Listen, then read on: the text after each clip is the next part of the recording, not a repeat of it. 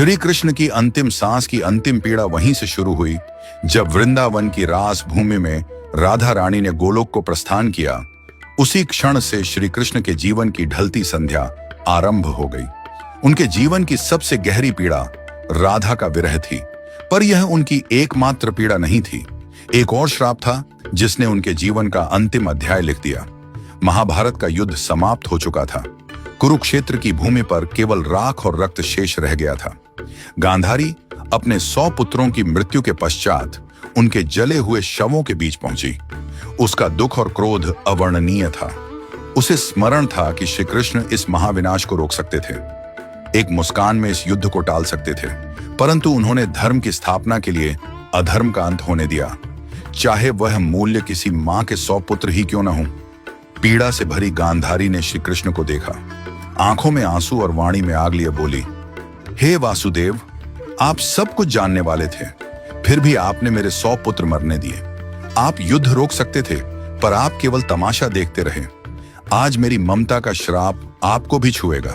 जैसे मेरा वंश समाप्त हुआ, वैसे ही आपका यदुवंश भी नष्ट होगा और आप अपनी मृत्यु अकेले अपनों से बिछुड़कर एक तीर की पीड़ा में अनुभव करेंगे।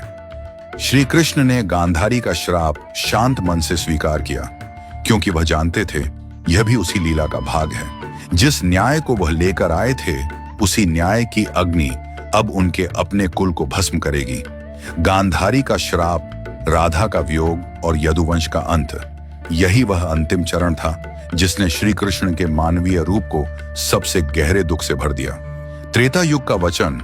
त्रेता युग में श्री राम रावण वध कर अयोध्या लौटे। राम राज्य की स्थापना के बाद एक संध्या को अयोध्या के समीप एक तपस्वी राक्षस आया। नाम था जरासुर। वह युद्ध नहीं चाहता था, केवल एक प्रश्न का उत्तर चाहता था। जरासुर बोला, प्रभु, आपने धर्म के लिए असुरों का नाश किया, पर क्या कभी ऐसा होगा कि मैं भी आपकी परीक्षा ले सकूं? क्या कभी मुझे अवसर मिलेगा कि मैं आपके मार्ग में अंतिम बाधा बन सकूं? राम मुस्कुराए। उन्होंने कहा, जब मैं द्वापर में श्री कृष्ण रूप में जन्म लूंगा, तब तू मनुष्य जन्म लेगा और उसी जन्म में तू वह अवसर पाएगा। तेरे ही हाथों मेरी लीला का अंत होगा। यह मेरा वचन है। जरासुर ने प्रणाम किया। उसे पता नहीं था कि यह वचन युगों बाद एक महान रहस्य का कारण बनेगा। यदुवंश का अंत और अंतिम विरह। समय बदला। द्वापर युग में यह वचन पूरा होने का समय आया। यदुवंश आपसी कलह से नष्ट हो गया। द्वारका उजड़ गई। सब कुछ समाप्त हो चुका था। न सुदर्शन उनके हाथों में रहा, न अर्जुन पास थे, न बलराम, न सुदामा और न ही राधा।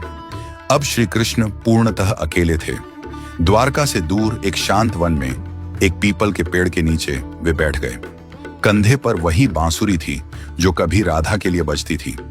उन्होंने आंखें बंद की। बांसुरी से राधा के नाम का स्वर फूटने लगा। सुरों में वेदना थी, तड़प थी। राधा गोलोक में बैठी थी। जैसे ही यह स्वर वहां पहुंचा, राधा की आंखों से आंसू बहने लगे। उन्होंने देखा, कृष्ण अकेले हैं।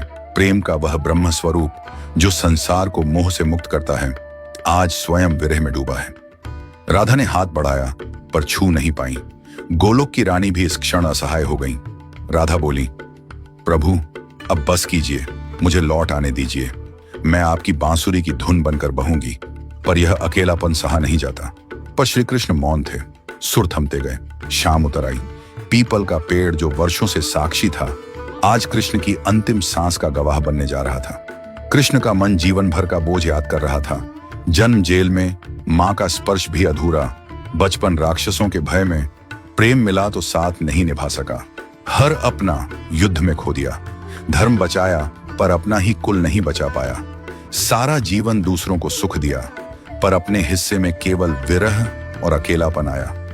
उन्होंने बांसुरी उठाई, आखिरी बार होंठों से लगाई, फिर धीरे धीरे उसे तोड़ दिया, जैसे राधा की स्मृति भी उस बांसुरी के साथ पीपल की जड़ों में समा गई हो। दूर जंगल में शिकारी जर, वही जरासुर का पुनर्जन्म, शिकार ढूंढ रहा था।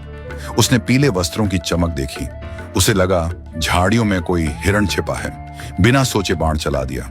वह बाण श्री कृष्ण के पैर में लगा। शिकारी भय से कांप उठा। प्रभु, मुझसे बड़ा अपराध हो गया। श्री कृष्ण ने शांत स्वर में कहा, उठो जर, तुमने अपना कर्म किया। ये मेरा समय था, तुम केवल निमित्त बने हो। जर रो पड़ा। श्री कृष्ण ने आंखें बंद की। अंतिम श्वास के साथ होंठों से केवल एक शब्द निकला, राधे राधे, और श्री कृष्ण ने अपना नश्वर शरीर त्याग दिया। उनकी लीला पूर्ण हुई।